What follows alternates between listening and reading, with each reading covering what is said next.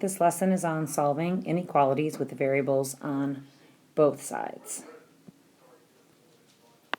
So our first problem is x is less than 3x plus 8. So we need to collect all the terms. So I am going to move the 3x over to this side. Be careful, x minus 3x is negative 2x, is less than 8. I have to divide by negative 2. And remember, dividing by that negative is going to flip that sign. So we have x is greater than negative 4. Next problem we have 6x minus 1 is less than or equal to 3.5x plus 4.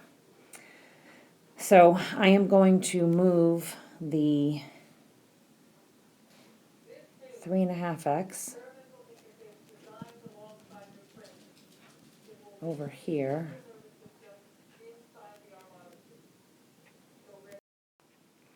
I'm going to get 2.5x minus 1 is less than or equal to 4.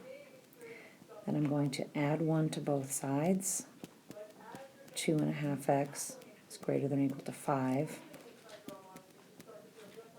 Divide by 2.5. And x is less than or equal to 2. Now with this problem we have to use the distributive property. 6 times 1 is 6. 6 times negative x is minus 6x. Is less than 3x. I'm going to go ahead and add 6x to both sides. 6 is less than 9x. Divide by 9. And you want to make sure you simplify. 2/3 is less than x, or x is greater than 2/3. Same thing. X plus 5 is greater than or equal to x plus 3. So I'm going to subtract the x's, and I have 5 is greater than or equal to 3. This is a true statement. So our answer is all real numbers.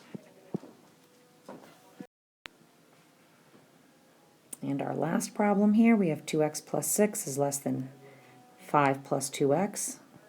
I'm going to subtract 2x from both sides. We have 6 is less than 5. That is a false statement. So this is going to be no solution.